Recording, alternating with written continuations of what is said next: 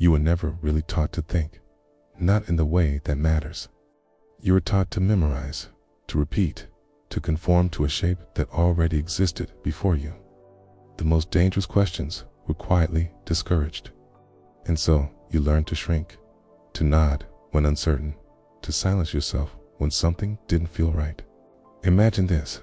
You're in a room full of people, and every single one of them is clapping. Not because they believe in what they're applauding, because they're afraid to be the one who doesn't. You feel it too. The unease, the hollowness, the voice inside you saying, "This isn't real." Still, your hands move. You ask yourself, what went wrong? Why you feel so lost when everything around you says you should be grateful? Why you chase approval like oxygen, even when it suffocates you? Why you're terrified of standing still, terrified of being seen, and yet even more terrified of disappearing? You were programmed, not by machines, but by systems older than memory. Systems that reward compliance, punish reflection, and call obedience intelligence. Somewhere along the way, you stopped asking why. And once you stopped asking, the deeper parts of you went dark. But what if the system wasn't broken? What if it was built to numb you? What if your discomfort is not a flaw, but a signal, a crack in the illusion, a moment of clarity trying to pull you out? That discomfort is the door. The real question is whether you're ready to open it. From the moment you could speak, language was given to you, not to express truth, but to mirror the world as it was handed down. The structure of that language shaped what you could perceive. You didn't just learn words, you inherited limits, blind spots, defaults of thought. Noam Chomsky once said that power doesn't just lie in what is said, it lies in what you're never allowed to say. The deepest obedience doesn't look like submission, it looks like silence. It's like internalized grammar that makes rebellion feel impossible. You mistake fear for respect, confusion for inadequacy. You are not born obedient. You're trained through repetition, through fear, through subtle and unrelenting pressures. You're taught that being accepted matters more than being real, that being right matters more than being whole. So you adapt.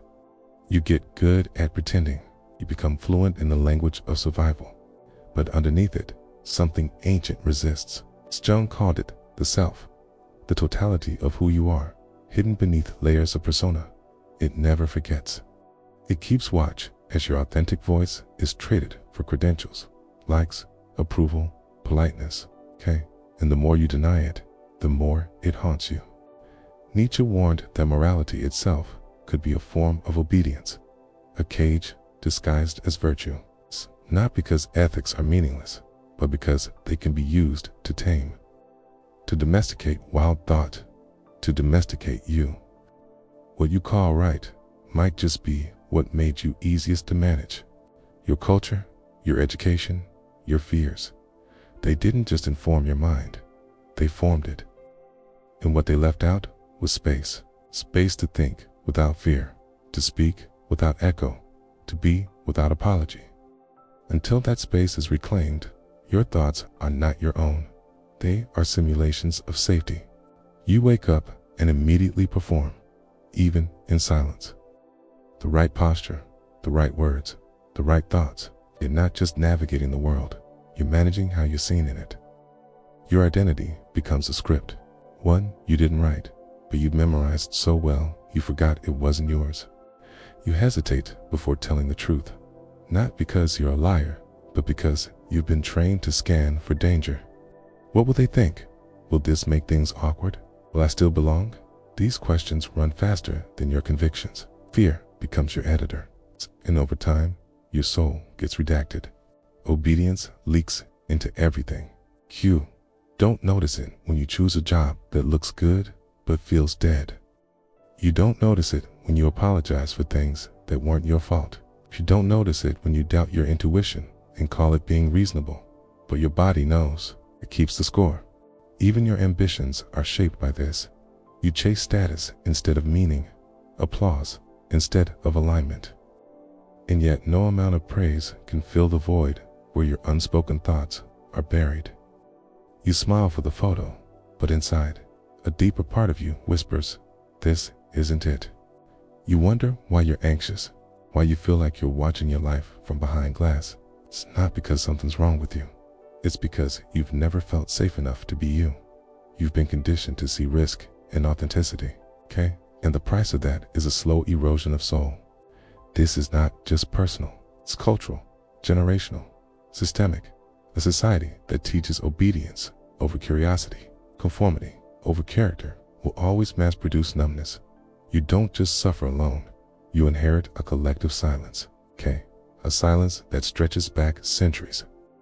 One that only ends when someone refuses to keep pretending. The first act of rebellion isn't loud. It's quiet. It begins in thought, in noticing the voice inside you that says, "I don't agree with this," and not silencing it. In pausing before you nod, before you laugh, before you agree out of habit, hey? In asking, "Is this me or just the training?" You don't have to dismantle the world, just your submission to it. Begin by seeing clearly. Awareness is a weapon. Chomsky taught that uncovering truth starts with peeling back the language of power. The euphemisms, the distractions, the polite lies. Start with your own. What phrases do you use to avoid discomfort? Question what you've labeled as normal. Question the voices in your head that shame your curiosity. Real thinking feels risky because it destabilizes comfort, but it's the only way to become real. When you stop thinking to please and start thinking to understand, the spell breaks. You don't need a guru. You don't need permission. What you need is space. Space to sit with what disturbs you without running. Marcus Aurelius did this in silence. Jung did it in dreams. Frankl did it in suffering, a unifying thread. They all listened to what most people avoid. Reclaiming thought is reclaiming selfhood. It means asking the unaskable. What if I'm not who they told me I am? What if I've never lived by my own terms? The answers may shake you, but what's shaken can be reassembled, this time with intention. Every time you resist the urge to obey what feels false, you grow stronger, not louder, stronger. You return to something primal, discernment, the ability to sense what's true without needing approval. This is the mind unshackled, okay? And it begins in stillness, in honesty, in a slow, deliberate reclaiming of your attention. You were never powerless, only distracted. The system didn't steal your mind. It convinced you to give it away. Not all at once, but piece by piece, until obedience felt natural and silence felt safe. But somewhere inside you, something has always refused to die. There's a kind of truth that doesn't shout. It waits, beneath the noise, beneath the roles, beneath the praise and the pressure. It whispers, "Wake up. Remember who you were before you were trained." It doesn't demand rebellion. It asks for recognition of what's real, of what's always been yours. You don't need to destroy anything to be free. You only need to see, to stop performing and start perceiving, to stop proving and start being. It's the moment you look at your life without filters, the obedience, the longing, the rehearsed identity, you begin to come home. This is not about escaping society. It's about no longer mistaking it for truth. Not every voice deserves your trust. Not every tradition deserves your loyalty. What is sacred is what is real, and the real has always lived inside you, waiting for your return. Your power is not in what you've been told to be. It's in what you were before the telling. Still, silent center that never forgot. It doesn't scream. It doesn't beg. It only waits for the moment you stop asking who you're allowed to be and simply are.